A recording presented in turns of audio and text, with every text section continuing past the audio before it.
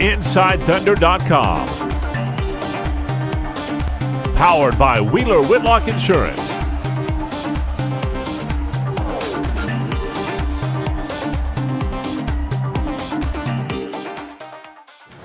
Hi, I'm Randy Renner at Chesapeake Energy Arena. The Thunder and the Houston Rockets went toe-to-toe, and the Thunder ended up withstanding a Houston run in the fourth quarter to win it 111-107. That's 5 straight wins for the Thunder. Russell Westbrook, another triple-double.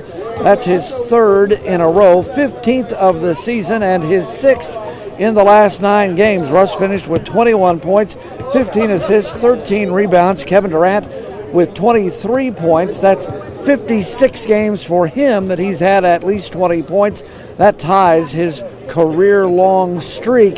So a lot of things going on. James Harden had a pretty good night also with 24 points. But there was a lot of excitement in the arena. A lot of things happened toward the end, but the Thunder ended up winning it. After the game, Billy Donovan talked about the win, and Enes Kanter had another double-double, 10 and 10. We talked to him too.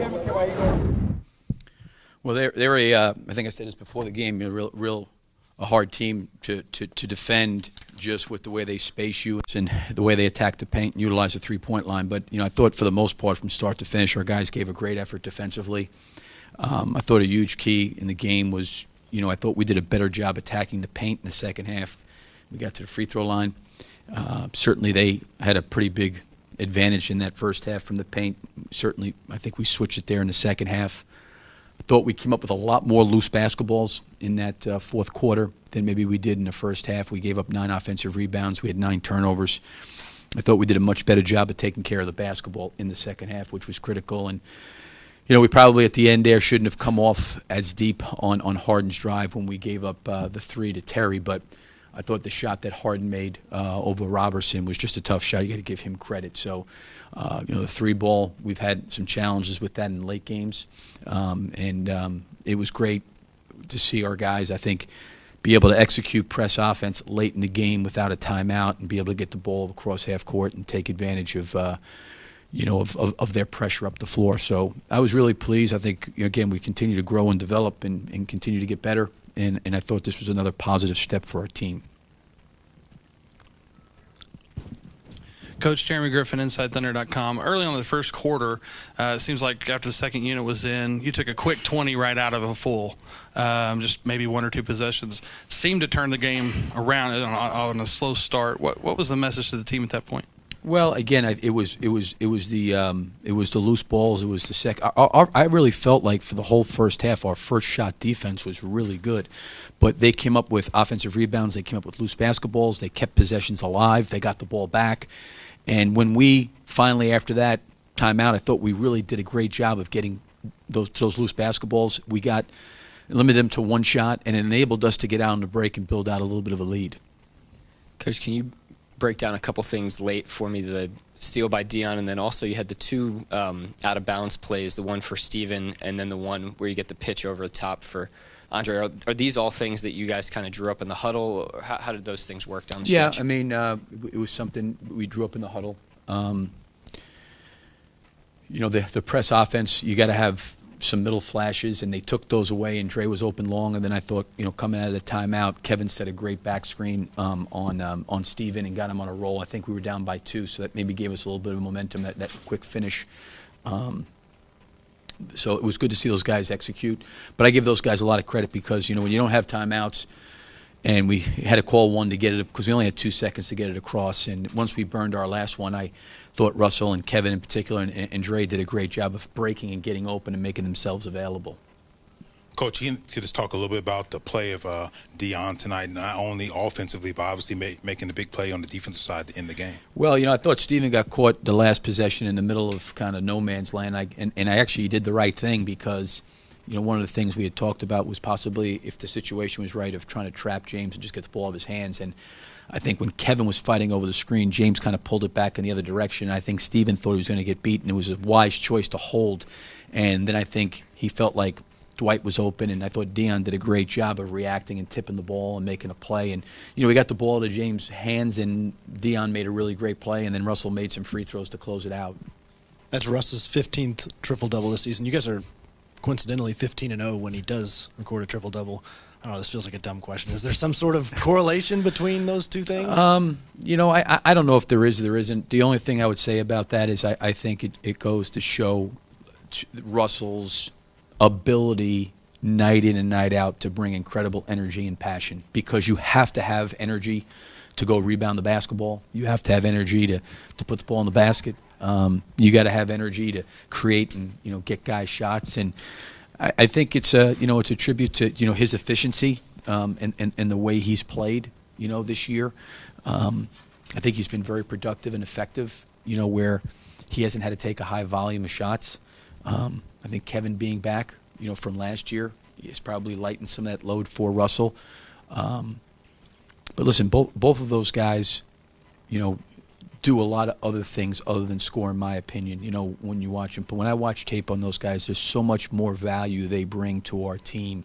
And I know that they get recognized as being those prolific scorers, but Kevin's rebounding, his assists, his defense, you know, there's a lot of things that he does that impact winning, and I think the same thing can be said for Russell as well. They do just different things to impact winning.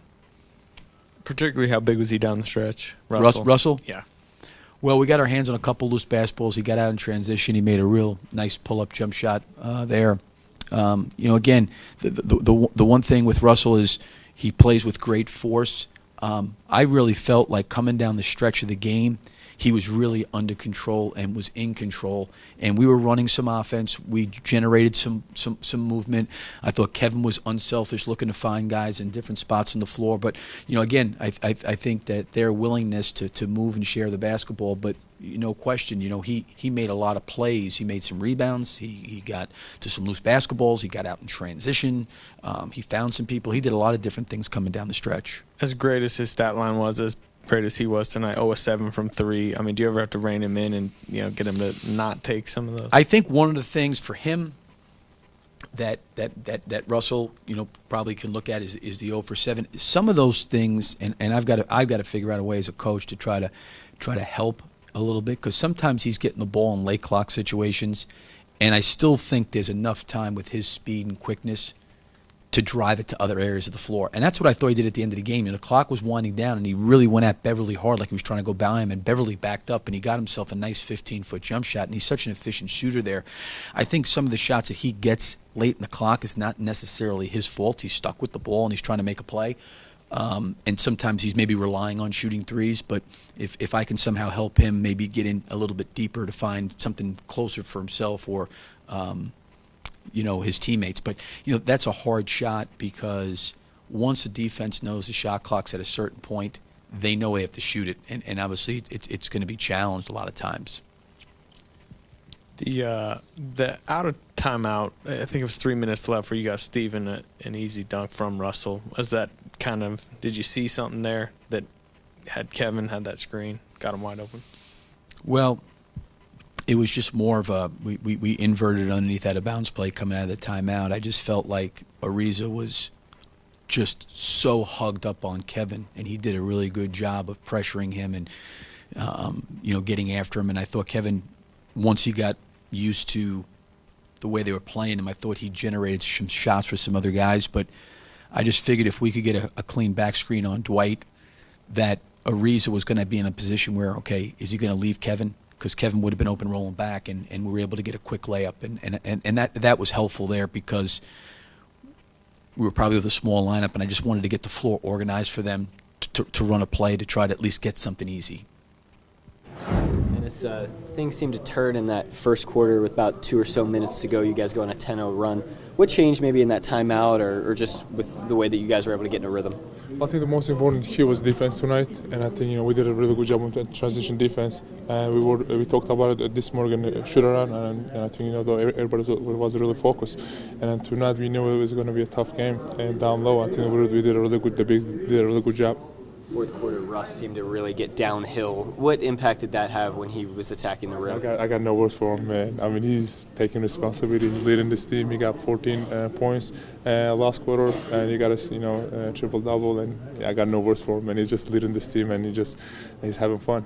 What did you see from the bench on that final defensive stop by Dion? Well, he did a really good read, and I think tonight he really brought it, and he just he played. He was really focused, and he went out there and did his thing. What's it like being right next to Russ when he goes up for one of those like detonation dunks? That I think dunk, you were right behind him. Whenever he takes the first dribble, I knew he was gonna dunk. I'll put my hands up, and I know it was gonna be a dunk. So I'm just cheering up for him, and it's crazy. I never see anything like that before. Does that kind of electrify you? No, definitely. I mean, it just pumps every whole arena up. So it's pretty cool.